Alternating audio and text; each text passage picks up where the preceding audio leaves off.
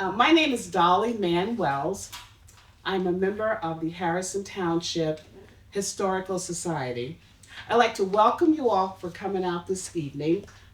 Welcome you all as well as those persons who are viewing us online. Thanks to our funders, the Gloucester County Cultural and Heritage Commission at Rowan College of South Jersey, and in partnership with the New Jersey Historical Department of State and Commission, from our friends and founders and members also. Okay, our guest today is none other than the Honorable Nelson Johnson. A little bio on Mr. Johnson. He served 13 years with the New Jersey Superior Court. He obtained his BA degree from St. John's University. And listen to this, he got his JD degree from Villanova. Need I say more, right? Okay. And he also took the bar back in 1974. He's been practicing in New Jersey for over 31 years. A member, thank you for your service, sir, of the New Jersey Air Guard. For all those persons who are military, we thank you again for your service as well. He was elected 2 times to the Hamilton School Board and the Atlantic County Board of Commissioners, he and his wife, so they are avid educators. Along with that, he has taught at Widener University. Dr. Johnson received an honorary degree of Doctorate of Humane from Stockton University, where he was also a commencement speaker. He is an historian and a lecturer and an author of multiple books. The 2 most prominent that we know of today are The Northside, which is an African American creation of African Americans' contributions to Atlantic City, and Boardwalk Empire. All right, listen to this. That show was inspired by his book. Okay, so please tell a friend. One of his books that's coming up soon, that's still in the makings, which could possibly be a movie, is called Darrow's Nightmare, and that has a lot to do with the teacher who went to court because of teaching, if I'm not mistaken, in the state of Tennessee, the Darwin theory. So without any more to say, I'm going to turn it over to, and if you would give him before you get up, Mr. Johnson, make sure you silence your phones, okay? But let's give a round of applause to Mr. Nelson, the Honorable Mr. Nelson Johnson. All right, sir, go yours. Thank you, Dolly. When I first met with Dolly, she asked me what I had in mind for the title of a presentation. We talked about it for a while, and we agreed upon Atlantic City's debt to African Americans. If I were to choose one word to describe the role of African Americans in Atlantic City's history, it would be indispensable. If I were to choose 3 words to describe what made African Americans indispensable, it would be 3 words: dirty, difficult, and dangerous. What I refer to as a historian, it's not the only time I've used the phrase, but I've heard the 3 Ds: dirty, difficult, and dangerous. In the development of Atlantic City as the first American city dedicated to being a resort, if the task was dirty, difficult, or dangerous, Black people were the ones who would perform those tasks. Between the years 1880 and 1930, more than 90% of the workforce that manned the hotels and did all the chores that needed to be done were African Americans. Some of the photos that you'll see will confirm that quite readily. In preparing to write Boardwalk Empire and the Northside, because as my research began, I knew there was really 2 books, and I knew that I couldn't do justice to the African American experience in Boardwalk Empire. There is a chapter called Plantation by the Sea, but it doesn't begin to tell the story. It just makes you understand how they were part of it. But as I began my research, and it took me, I'm going to say not a couple years, but almost a couple years of reading. And I had the good fortune of working with librarians at the Atlantic City Free Library who were terrific in terms. Once they understood what I was interested in doing, they fed me books. And so I got through reading somewhere between 15 and 20 books. Some of them I didn't have to read all the way through, but most of them I did, and I learned a lot. But what impressed me, I had three takeaways after a couple of years of doing research and making notes and keeping track of things. First, no one had written a complete history of Atlantic City from the coming of the railroad up to the modern day. All that there was chunks of information. Somebody would write a book about all the churches. Somebody else would write a book about all the schools. People wrote books about the boardwalk, a fair number of books about the boardwalk. People would write books about the Atlantic City Convention Hall and how it came to be built during the Prohibition era. Atlantic City was a famous tryout town for Broadway plays. Atlantic City was a hot spot for vaudeville. So there were all these books, but I said, when is somebody going to tell the whole story? And I said that was interesting. The second thing that I had learned was that no one had really addressed the African American experience, and I said, this is a big gap, and I'm trying to figure out why. But I just kept on moving on with my thoughts of getting going. And then finally, no one, and I will do this, and you'll understand as I do it. No one had addressed what I would refer to as the organic nature, perfectly natural, the organic nature of political corruption in Atlantic City, and that organic nature persists to today. I'm not going to make any apologies for anybody. But what I learned as I was doing my research is that the people who had knowledge of what had happened in the end of the 19th century and the beginning of the 20th century, they were old. They were dying. And so it was sort of my research in terms of interviews was sort of a race against death, in plain words. And I was successful in getting to most of them, because once people understand that all you're trying to do is tell a story and that they have valuable information that you need, not only do they share it with you, they call their friends and they say, you ought to talk to this guy. And so it took me a few years of doing that. But when it all came together, it was first Boardwalk Empire, and I'll talk about why that book was first, and then we'll talk about the Northside. But let's begin with some photos.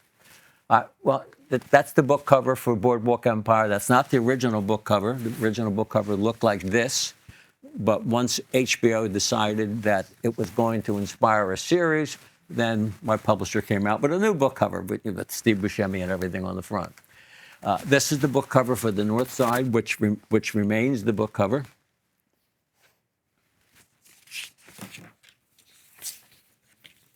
Bear with me one moment.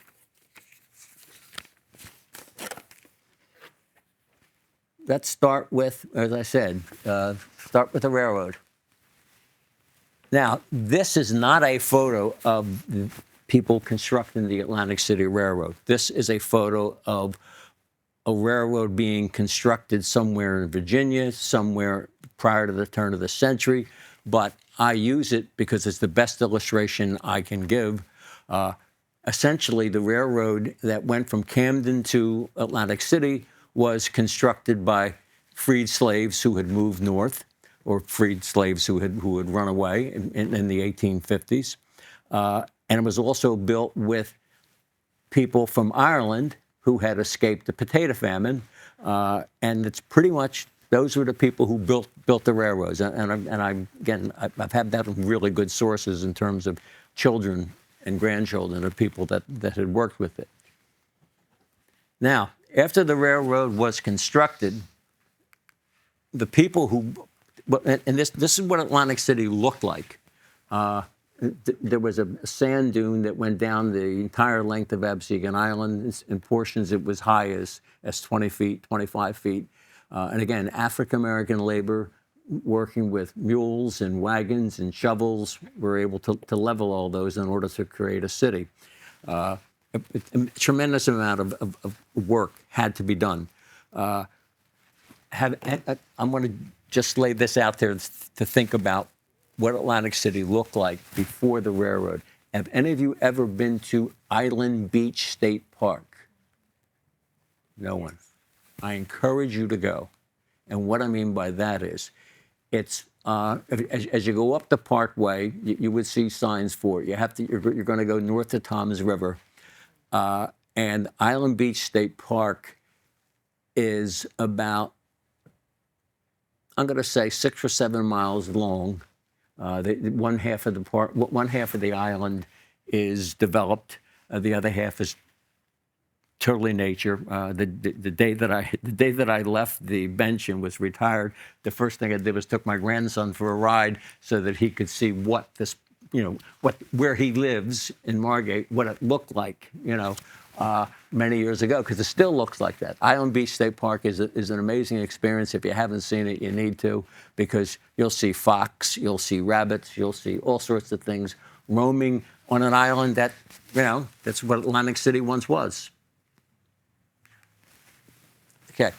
The people who built the railroad were determined that they were going to make money with visitors. But Atlantic City was conceived of as a resort. That was what it was supposed to be.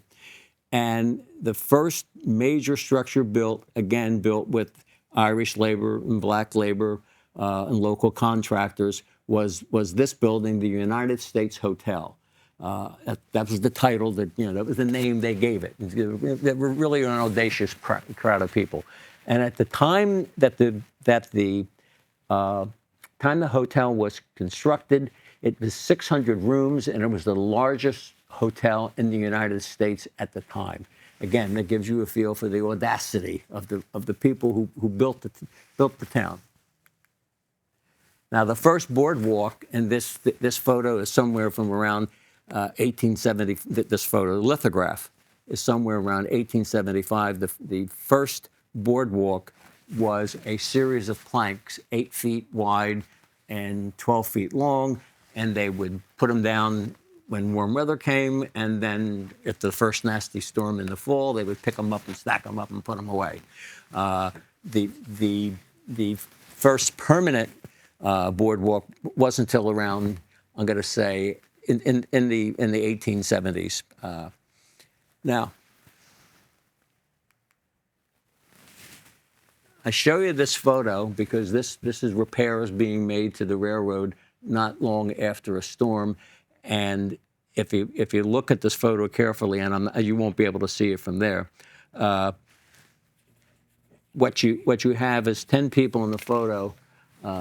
7 of them are black and they're working. 3 of them are white and they're watching. So just, again, that gives you a feel for how important the workforce was.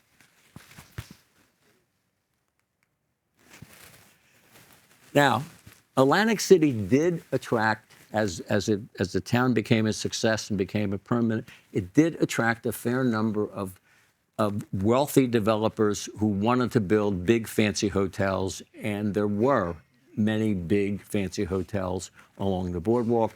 Only a handful of them still exist. The rest of them have been knocked down and new things built. But this gives you a feel for what the skyline or the beach line, whatever you want to refer to it, of old Atlantic City looked like. This photo is taken from around 1930. And what I want you to know is that, with the exception of really big holidays, and Atlantic City would also be open for holidays like Thanksgiving and sometimes New Year's, and the hotels would be closed, after Labor Day and whatnot. Labor Day didn't exist then, but that time of the season. What you had was hotels that were really built for wealthy people with egos and architects with good ideas But these hotels were not open to everybody. If you were black, if you were Jewish, if you were Italian, if you had an Eastern European surname, you weren't getting into these hotels. It was just as simple as that. You had to be white Anglo-Saxon Protestant to get into one of these hotels. The backbone of the resort, are we able to see that? Are you able to see that? Okay. The backbone of the resort was really the boarding house. And the boarding house, this photo was taken around 1900, and someone was standing up on a building that I think would probably be at the intersection of Pacific Avenue and Pennsylvania Avenue, and looking north to the inlet, all you could see would be boarding houses. And boarding houses were the backbone of the resort, because Atlantic City never became a, quote, high-end resort, like maybe Newport, Rhode Island. It became a resort of the working class in Philadelphia. And this is what the working class could afford. And again, they were all clean, they were all comfortable, but it was a side of the business that not everyone in writing history really understood just how vital the boarding house was to Atlantic City's future, and just what a big part of the town it was. Now, this photo again gives you an idea of the workforce. I'm trying to remember the name of the boarding house that this was. I do not remember at the present time, but again, this was staff at a large boarding house.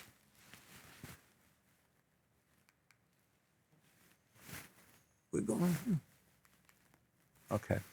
This is staff at a hotel. The gentleman in the center is John Hollinger. Mr. Hollinger had a very long career in Atlantic City. He managed more than one hotel at a time, and more than one boarding house at a time. And he had a loyal workforce. But if you look at the photo carefully, everybody's black except him. And that was pretty much how the workforce was in Atlantic City prior to today's world. Okay, why am I showing these railroad tracks? Atlantic City wasn't unique in this experience, but Atlantic City is emblematic of this experience. Prior to the turn of the 20th century, it was fairly common for neighborhoods in most cities to be mixed. Atlantic City had black people and white people living in the same neighborhood, house side by side. Somewhere, and again, historians on housing who have more precise than I can probably tell you where it began and how it got started. And unfortunately, every profession gets hammered at time, and the realtors are the ones who get hammered on this. Realtors decided that real estate could be worth more for white people if they only had white neighbors, and let the blacks figure out where they're going to live. And so what was convenient at the time was the railroad track. The railroad track came into the city and sort of divided it between the north side and the south side. And before World War I, and I think a fair number of years before World War I, there were no black people living south of the railroad. And eventually it became Atlantic Avenue. So if you were black, you lived north of Atlantic Avenue. If you were white, you lived south of Atlantic Avenue. And it was pretty strictly enforced. And there's all sorts of tricks that lawyers and realtors have in terms of making transactions difficult for people. But black people got the message, and black people moved to the north side. Now, this photo and the next I just used these three photos as examples of some very successful entrepreneurs who lived on the north side and developed their own businesses. This first gentleman, George Walls, he was very active in the community. He he spent money with lawyers, and he fought to make sure that black children got proper education. He was a real serious civil activist. The Ridleys, I got to know the granddaughter of Mrs. Ridley. She had a lot of great stories. Wonderful lady. She was the mom of a lawyer that I knew, and he knew what I was doing, and he said, you know, my mom's in her 90s. You need to talk to her, and she was a wealth of information. Now, this gentleman was the first, quote, boss of the local organization. There really wasn't any chance in that era for Democrats to get a foothold in southern New Jersey. The Republican Party was very strong. The local Republican Party, the chairperson of it, was a gentleman by the name of Lewis Coonley. He had the unofficial title of Commodore, because he did have a boat, and he did belong to I guess they called it the yacht club, but so he was the Commodore, and the Commodore was, and the gentleman who followed him also, were very benevolent in terms of dealing with the black community, and we're going to talk about the organic nature of corruption in a moment, but the political power structure understood that the off season could be pretty long. And so people had to be looked after in the off season, or they were going to leave town, just as simple as that. And so the Commodore was the first person to set up the beginning of what you would call a social service structure that would work in making sure that people had enough to eat, people had coal for their furnaces, and people had clothing on their back, and doctor bills paid, and medical bills paid. He was the first boss, so to speak, of the boardwalk. But where he got in trouble was in 1912. I don't know how many of you remember American history, that Woodrow Wilson, before he became president of the United States, he was governor of New Jersey.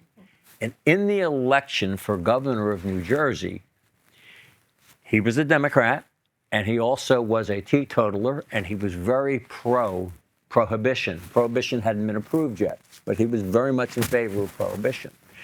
And the Commodore was very against prohibition because Atlantic City was pretty much a wide open town when it came to those things. And what the Commodore did everything he could to make sure that Wilson lost. Well, here's the problem. Wilson won, and when they looked at the election results in Atlantic County, what they learned was that Wilson's opponent, a guy named Lewis, he had more votes than there were registered voters. And so that created a problem.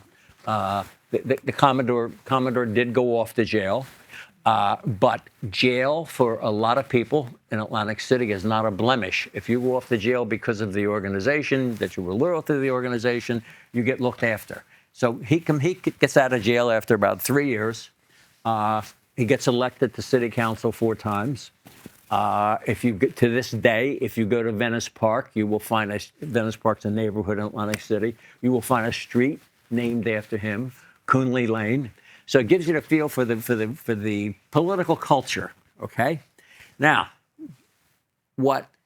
very often when do-gooders, so to speak, get rid of the bad guys, they're not thinking about who might replace the bad guy.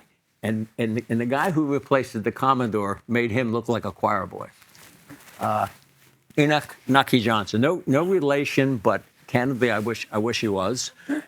And I say that because if he was, I would probably have more good stories. But he had no children that he acknowledged. There was one gentleman who did reach out to me, but boy, was he difficult. He insisted that he was Nucky's son, and everybody told me not to talk to him. But I did talk to him, briefly, and I was respectful of him, but. He really couldn't connect the dots on making any sense of his father, and so that wasn't a long conversation. But he was a strange ranger. But Nucky really was the personification of old Atlantic City. And now let's talk about what I said: organic nature of corruption. You have to remember that old Atlantic City's window of opportunity for making a dollar could be as short as 3 months or as long as 5 months. Very unpredictable. It's all dependent upon the weather. And you had a situation where, and again, I know we all know that prohibition was a silly sort of thing. You think you could, actually outlaw alcoholic beverages. But what we don't remind, I didn't learn this myself in high school history or college history. What preceded prohibition was what was referred to as the bishop's laws. And the bishop's laws said no booze on Sunday. Atlantic City's response to that was, what do you mean no booze on Sunday? That's our busiest day of the week. Okay? So Atlantic City ignored prohibition. It did ignore prohibition also, but it ignored the bishop's laws. And probably, and you have to understand, some of the people that talked to me, I really had to be persistent. And I really had to be as polite as I could be because I knew that they knew where certain things were that nobody else knew. And one of those was a gentleman by the name of Murray Fredericks. Murray was what, the media or some historians would refer to as the consigliere of the local ordinance. He was a brilliant lawyer, and he was a mentor of mine in the law. I had a lot of respect for Murray. Murray represented municipal government. And at one point, the legislature adopted a legislation when he retired, calling him the dean of municipal attorneys, because he was a damn good lawyer. Murray used to say to me, Nelson, remember, forget about the politicians who appointed you to the job in municipal government. They're not your clients. The citizens are your clients. So he had a really good, ethic in terms of how do you deal with things. But I was pressing him on why was old Atlantic City so corrupt? And he said to me, Nelson, if the people who came to town and wanted Bible readings, we'd have given them that. But nobody ever asked for Bible readings. They wanted booze, broads, and gambling. So that's what we gave them. And he really did. I quote him in the very beginning of the book because he really did sum up the whole thing. Atlantic City didn't set out to be corrupt.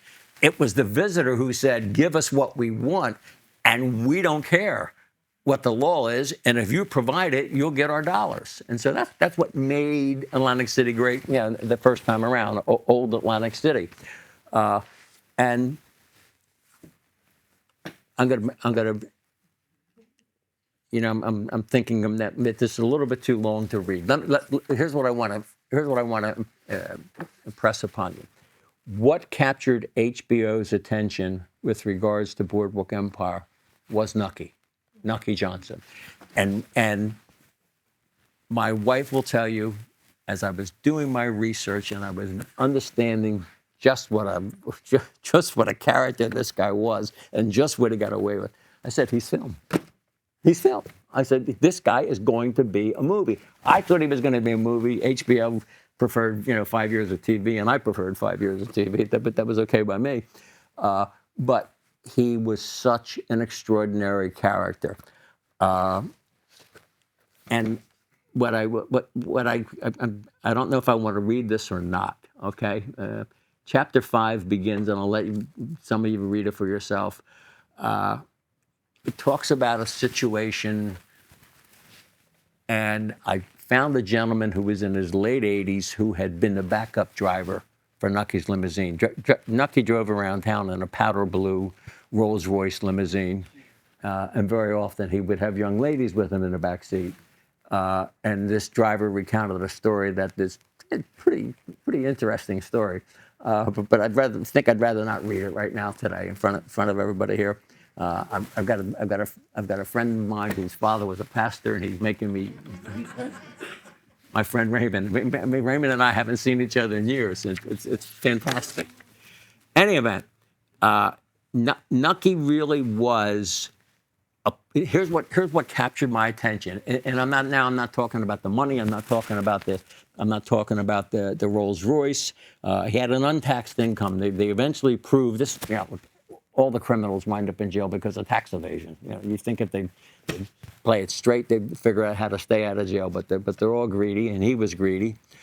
He had an untaxed income in the 1920s of over $500,000 a year. Think about that. That's like $5 million today. And he did do a lot of good with it. He had sort of speak his own charitable organization, just like the Commodore did.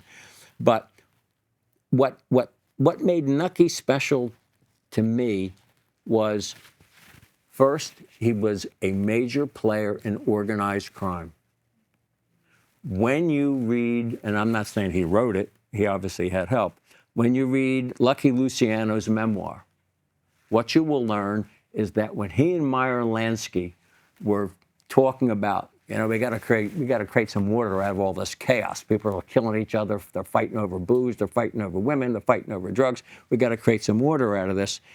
He and Meyer Lansky said we have to hold some sort of meeting of all the the crime heads, and we got to establish territories and establish businesses.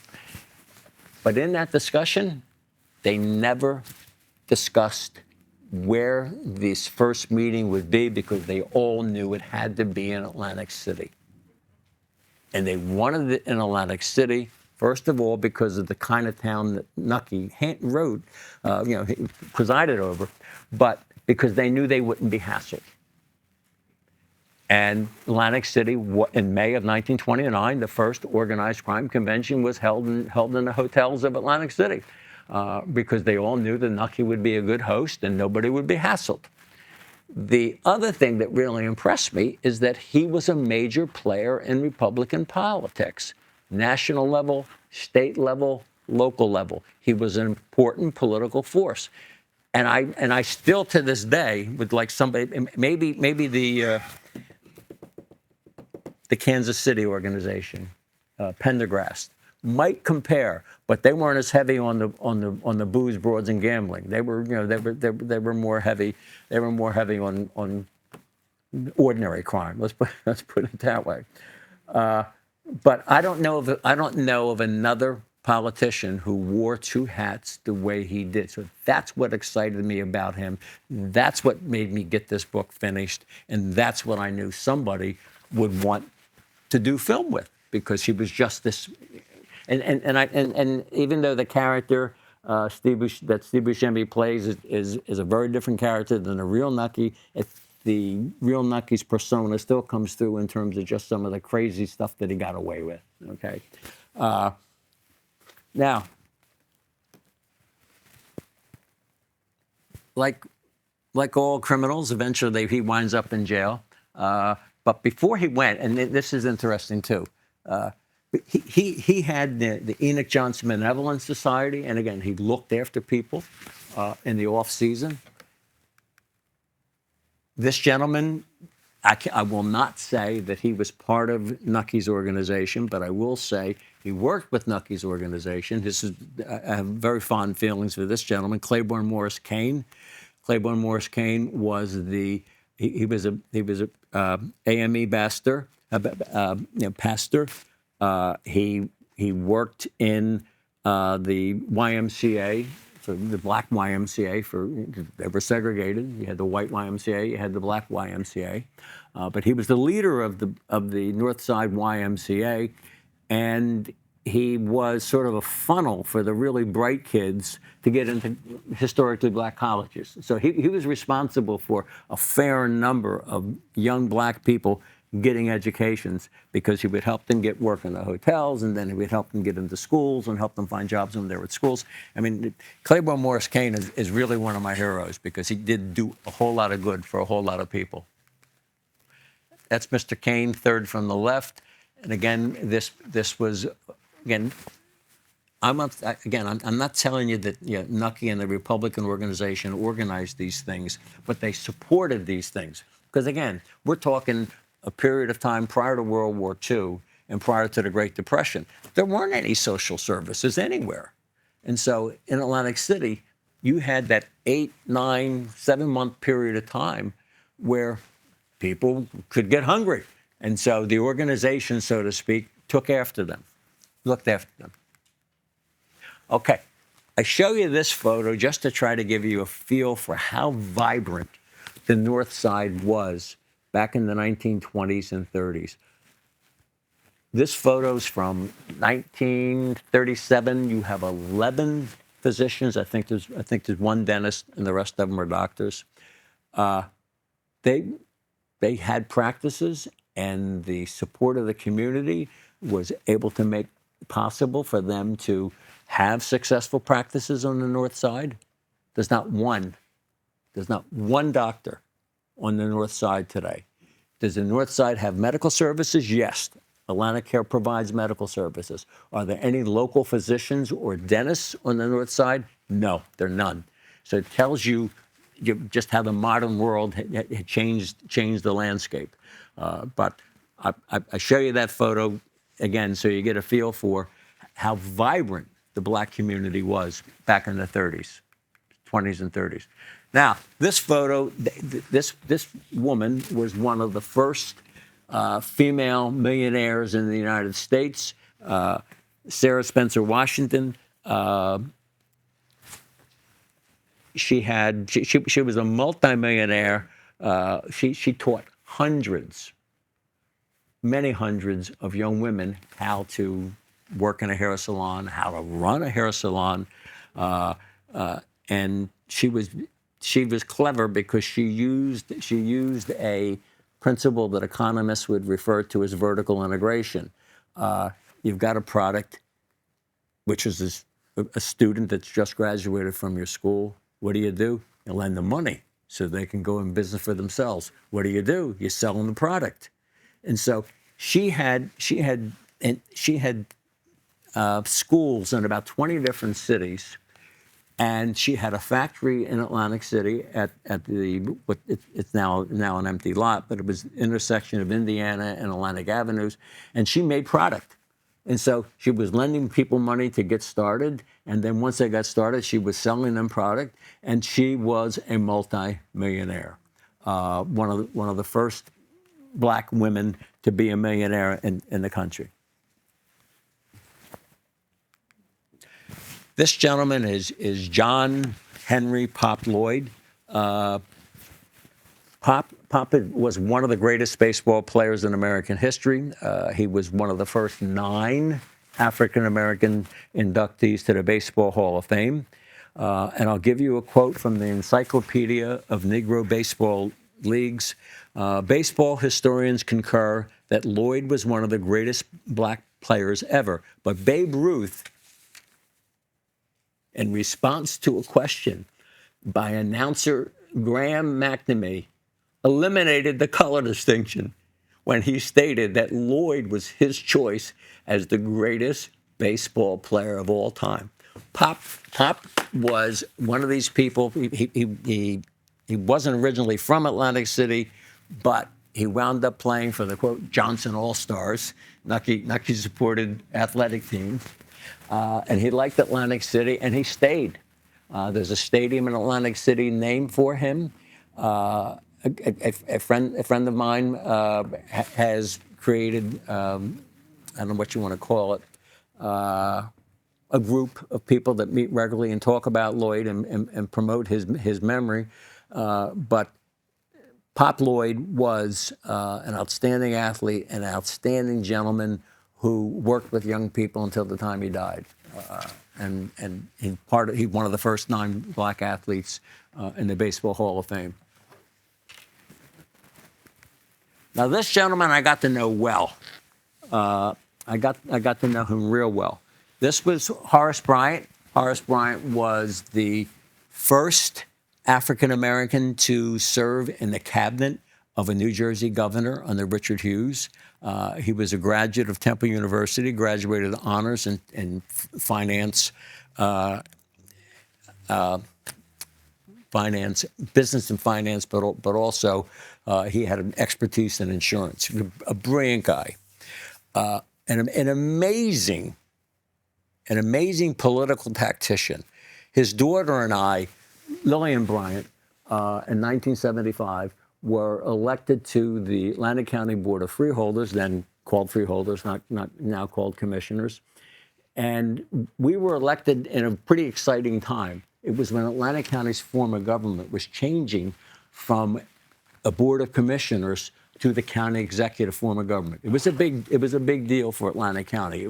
It was really putting the corrupt past of county government in the rearview mirror. It was a good thing for and I got very excited about the prospect of working towards creation of a new government. Made a lot of good acquaintances, made a lot of good friends during that experience. But the beginning of Lillian and my tenure with the other 7 Republicans was pretty rocky because they just treated us like we didn't exist. Okay, so we go crying on the shoulder of Horace, and this is how Horace responds. Okay, Lillian, you told me this white boy was smart. He sounds like a dumbass to me. How'd he get elected to anything? Hold on, Daddy. I don't think you understand what we're up against. They've shut us out completely. I understand well enough to know that there's 7 of them on this board and 2 of you. You and the lawyer. God, I hope he's a better lawyer than he is a politician. Hell, girl, you got them right where you want them. What? You're my daughter and you don't get it? You're as dumb as him. What am I missing? Girl, you can make them squirm. You got the luxury of no responsibility, but you've got power. You move, he seconds. He moves, you second. Bam, you got a motion on the table. Play to the crowd on things that you know will make them uncomfortable. Hit them with resolutions that are going to embarrass them and let them figure out what to do with them. Expose them. Do that a few times and they'll cooperate with you. He was so right. He was so right. Because when you have the power of no responsibility and you can at least get something forced to be dealt with, then the things that you force people to deal with can become very uncomfortable for those people. And we had another race in our hole, which I'll mention. Again, this was a county executive form of government. The freeholder board is sort of like the legislature. The county executive is sort of like the governor. And the county executive was a Democrat. And so I became sort of his go-between with the Republicans, telling them, listen, if you really want that to happen, if you really want that to be implemented, you got to do what Chuck Worthington is asking me to tell you to do. And so it all worked out. But Horace was the one who met with us. We got sworn in November, like 10 days after the election. We still have a great photo of my wife holding my daughter. How old was Sarah then? About 6 weeks? Yeah. Yeah.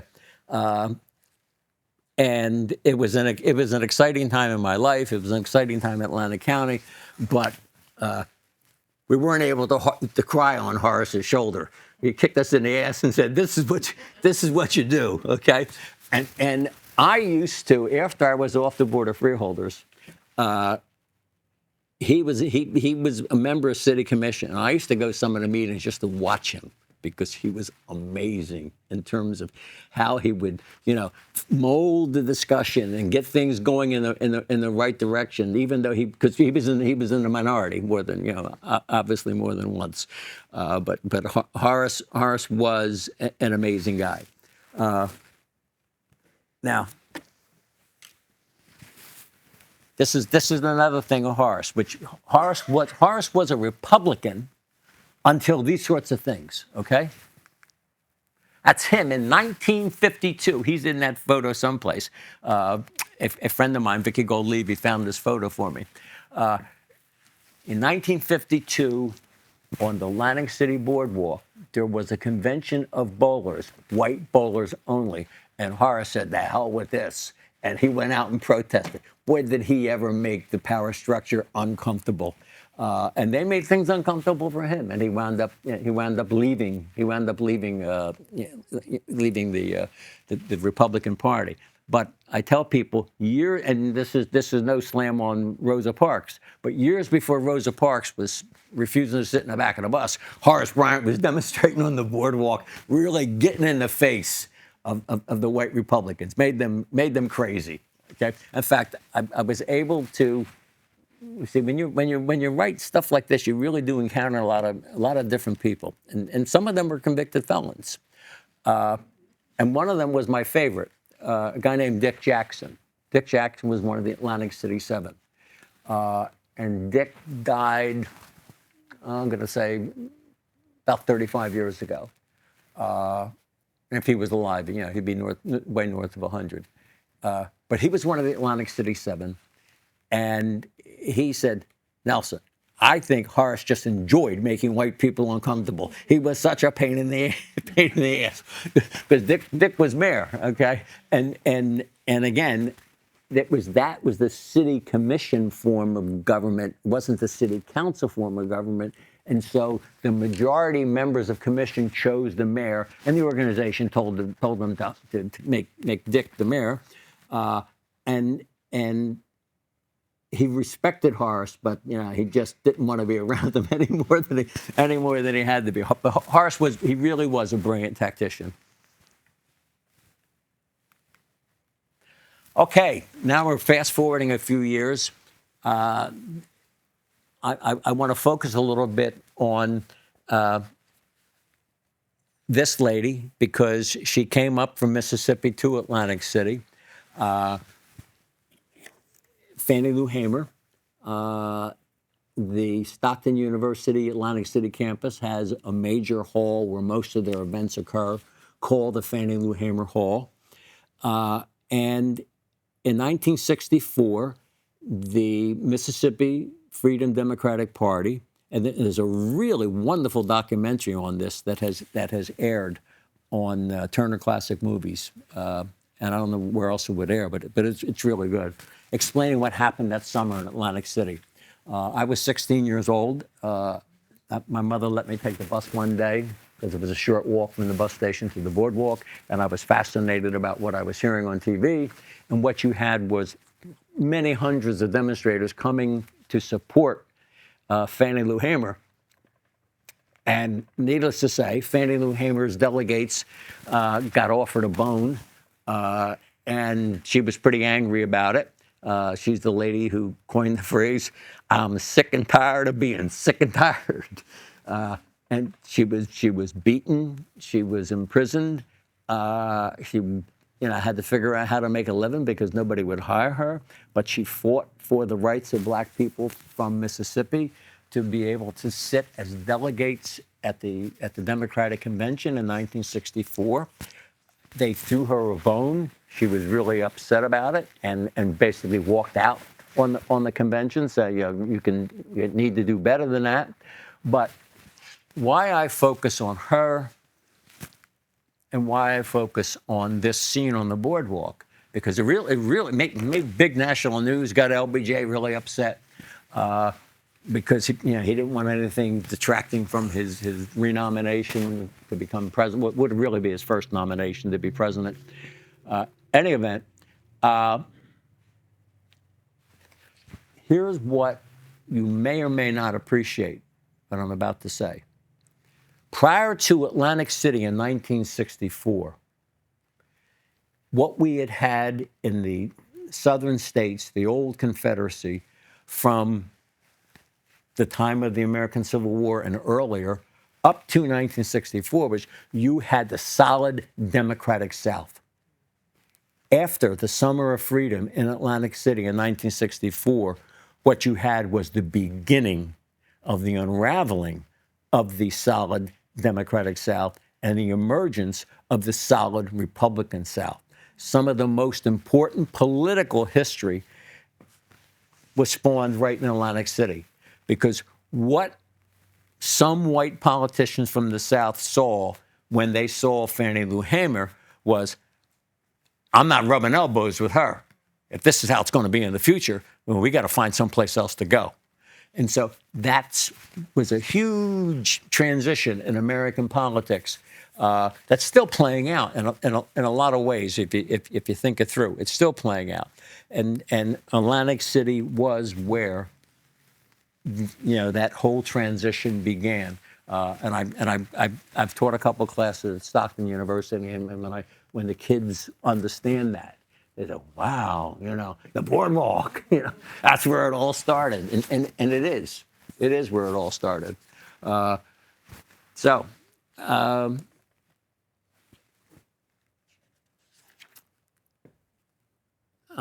just want to see where I am. Any questions?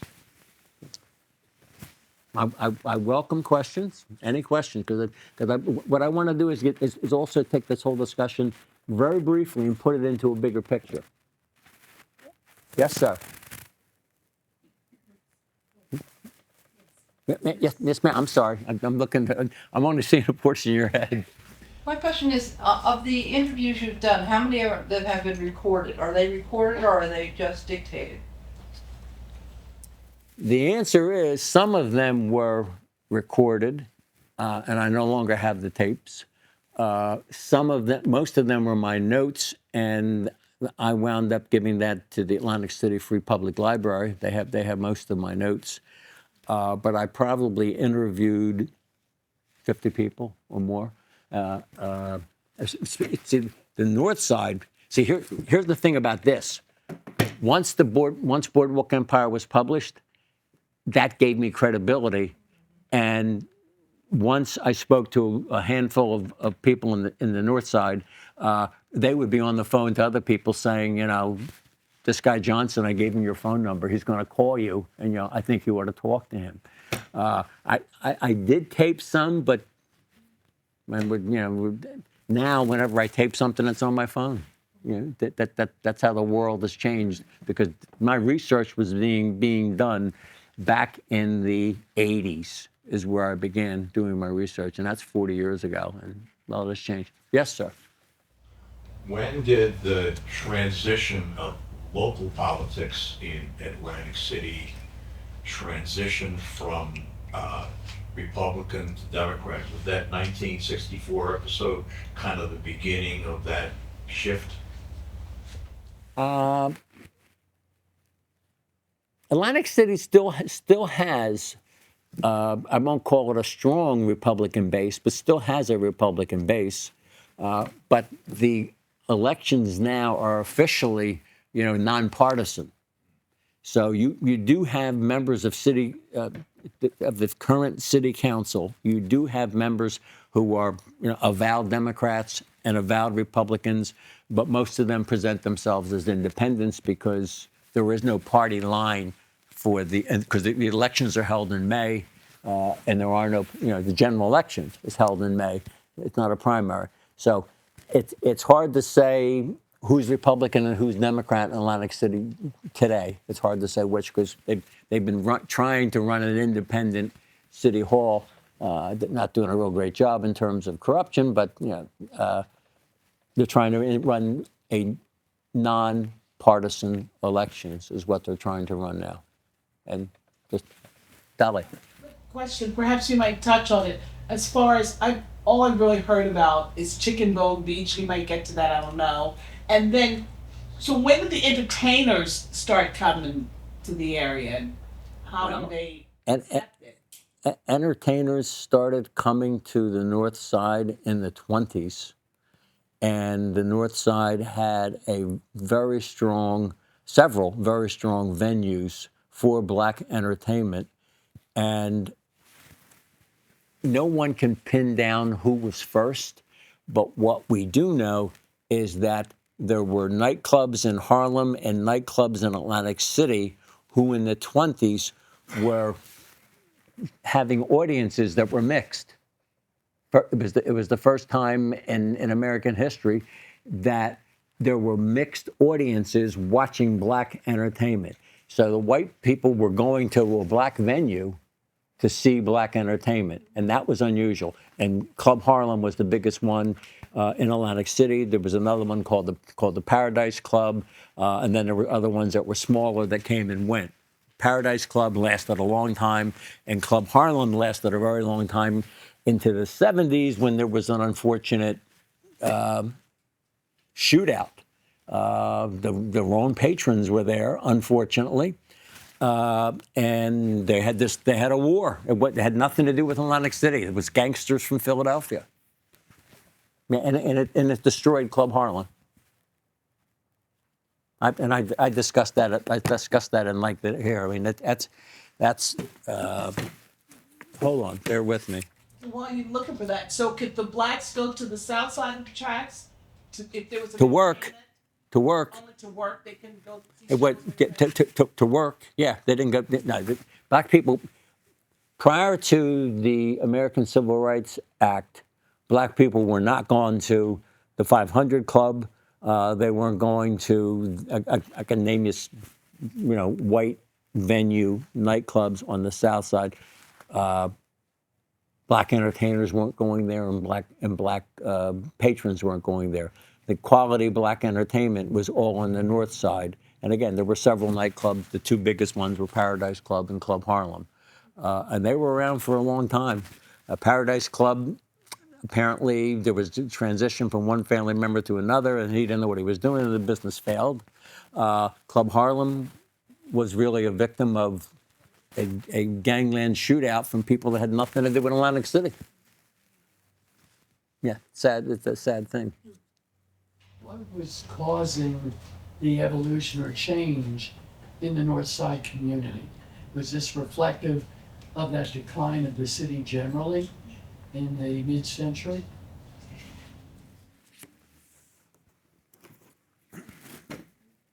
I interviewed a lot of people, and one of them, I'm going to answer your question. I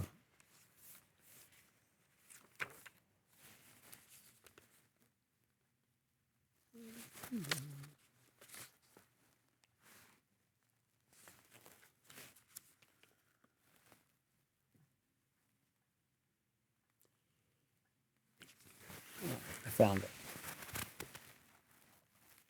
In all my books, I've written another book, but there's no point in mentioning. It's called Battleground, New Jersey. I went to Rutgers University because I wanted the experience of an academic press, and damn it, they wouldn't go with the title that I wanted, and it should have been Street Fight, the title that I wanted. But every place from Jersey City to Camden to Trenton to somebody said they're going to, Raymond said he's going to Cape May next week. Cape May, there are what I call folk historians. There are people who love their community so much that they keep accurate records of what was happening in their town. And Atlantic City has one now, a really fine gentleman by the name of Ralph Hunter, Ralph's not 80, but he's somewhere north of 85, and he's still going strong. He amazes me. And if you get a chance to go to the Stockton Garage in Atlantic City, that's where a good portion of his museum is and the artifacts of it. He's an amazing guy. But another one of the folk historians that I met in Atlantic City was a gentleman by the name of Sid Trusty. Sid had to leave school in the 6th grade. He washed dishes. He was a doorman. He was a really good drummer.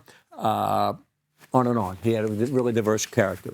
But this is me having a conversation with Sid.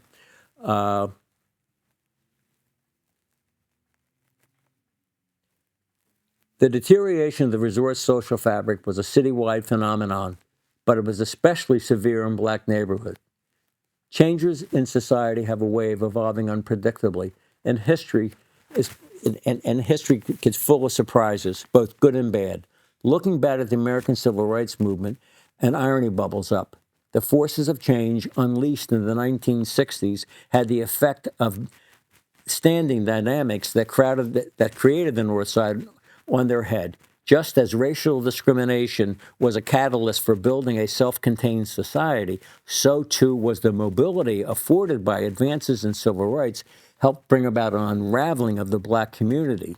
It's tightly woven structure. As often happens in history, and this is a phrase that came into my mind and I use it frequently sometimes in my writing, the better grew out of the worse, and the worse grew out of the better. The threads that bound the North Side together were framed beyond repair. Religious, social, and fraternal organizations that had mainstays for 5 generations were losing a sad war of attrition. the miniature metropolis was collapsing. And then here's my friend Sid Trusty. As explained by folk historian Sid Trusty, this town was going down the drain anyway, and the North Side was going with it. But the civil rights movement created problems nobody saw coming. It got some people thinking about their options and yearning to see what life was like beyond this little island. It's a big world out there, and once some of them saw it, there was no coming back. Younger people who had the bucks or the brains to get out of here did, and they were leaving, put a hurting on this town. They took our future with them. Now, Atlantic City's not alone. If you look at a fair number of cities across the country, that dynamic occurred, and there isn't. What are you going to do about it? That people have the freedom to move, but the worse in Atlantic City situation, the better grew out of the worse, and the worse grew out of the better. I can't describe it any other way. And Sid, said it real well. If you had the bucks or the brains, you were getting out of here. Because again, in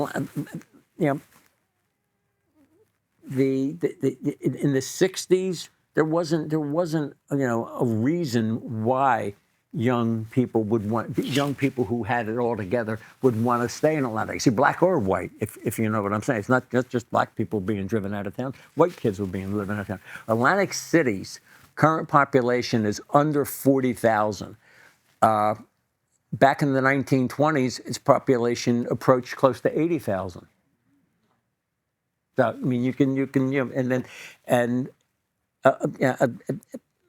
Atlantic City is still transitioning. Where it's going to go, I don't know, because if New York City develops casinos like they're talking about, I think that's could put a hurting on Atlantic City's current situation. So I don't know where it all goes, but sometimes the better grows out of the worse, and the worse grows out of the better.